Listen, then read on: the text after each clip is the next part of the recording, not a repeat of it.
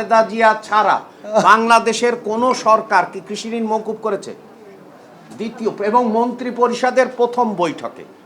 দ্বিতীয় হচ্ছে যে ফ্যাসিবাদী সরকার যেহেতু তার কোনো গণতান্ত্রিক দায়বদ্ধতা ছিল না, যার ফলে বারবার ডিজেলের দাম বাড়িয়েছে।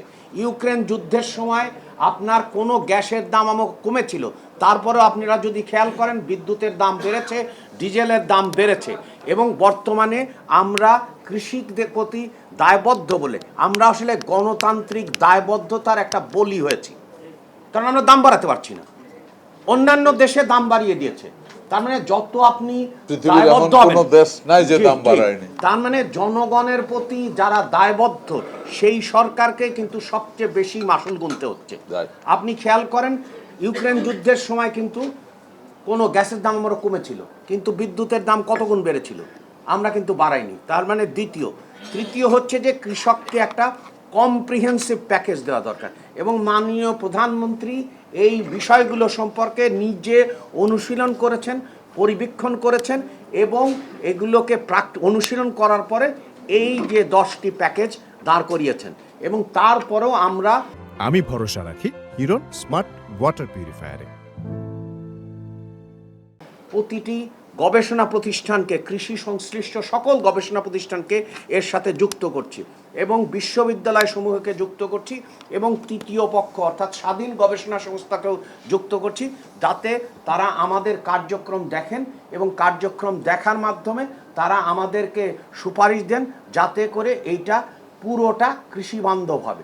এবং এইটা আমাদের মনে রাখতে হবে, এই অঞ্চলের প্রথম সর্বজনীন কার্যক্রম।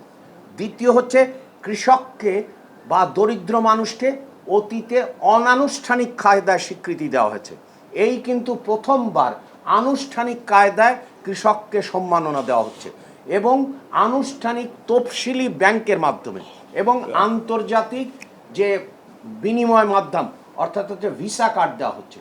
এগুলো অনেকগুলো আপনার ব্রেকিং অল ফ্রন্টিয়ার্স। এই ঘটনা কিন্তু দক্ষিণ এশিয়ায় ঘটেনি, স্বল্পোন্নত দেশসমূহে ঘটেনি, অনেক উন্নয়নশীল দেশসমূহে ঘটেনি। আপনি খেয়াল করেছেন যে আমরা অনেকগুলো সহায়তা দিচ্ছি, যেমন সারের ক্ষেত্রে আমরা সহায়তা দিচ্ছি, বীজের ক্ষেত্রে আমরা সহায়তা দিচ্ছি, পানির ক্ষেত্রে সহায়তা দিচ্ছি। সো সবগুলো হিসেব নিকেশ করেই এই সহায়তার হার নির্ধারিত হয়েছে। তাছাড়াও কৃষকের পরিবারেও কিন্তু একজন সহায়তা পাচ্ছে ফ্যামিলি কার্ডে।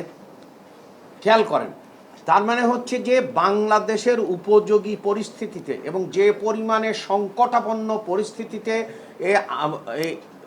দেশ পরিচালনার দায়িত্ব দেওয়া হয়েছে, সেই পরিস্থিতিতেও আমরা গণতান্ত্রিক মানবিক কল্যাণকর রাষ্ট্রের দিকে এগিয়ে যাচ্ছি।